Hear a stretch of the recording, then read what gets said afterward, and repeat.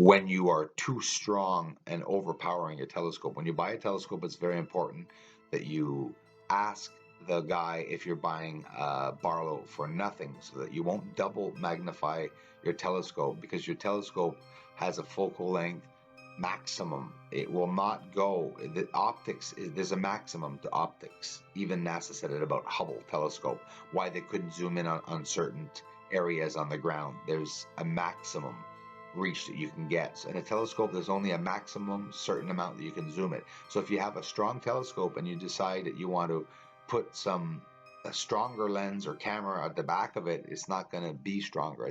You're going to get a blur. That's important to know when you're buying a telescope, and often people find that out at the last minute after having bought the telescope. So save yourself some heartache and take that as a good idea to remember when you're going to buy or invest into a telescope for the first time.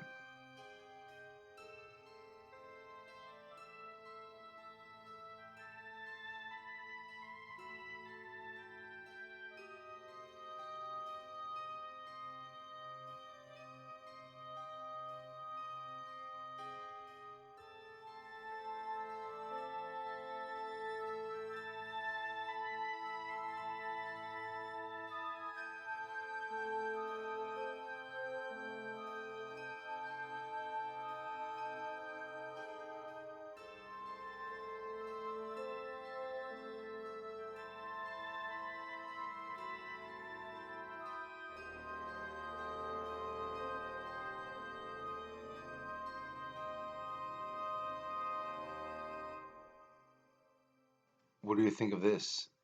An S-shaped formation with very symmetrical straight lines on the formation on the surface of the moon.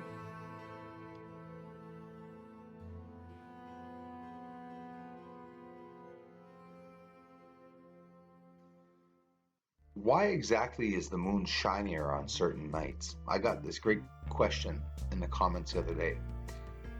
And she stated, why does the moon look different on certain days that it's too bright or not bright? There's some days that she was able to take photos, some days that she wasn't able to take photos.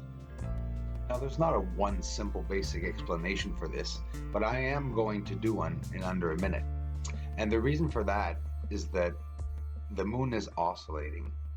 When the moon is oscillating, it's uneven in its rotation, in its orbit as it's turning around the Earth. And what happens with that is that libration happens.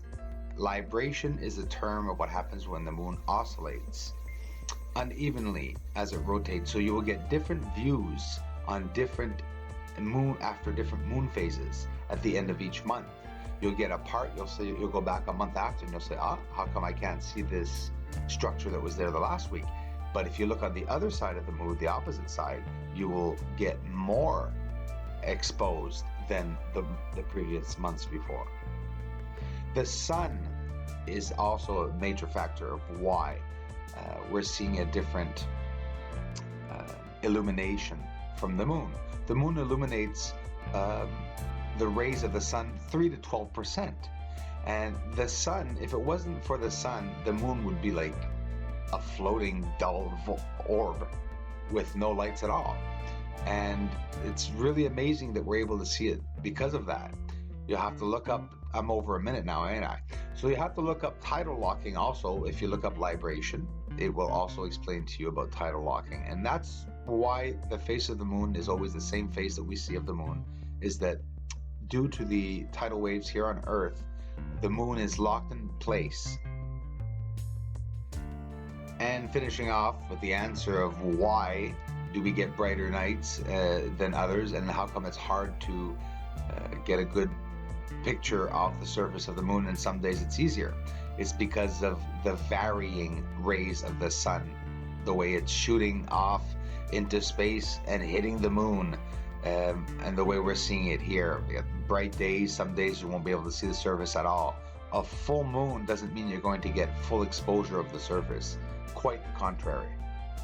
But due to the libration, you'll get other areas that are exposed of the dark side that aren't usually and maybe never have been before.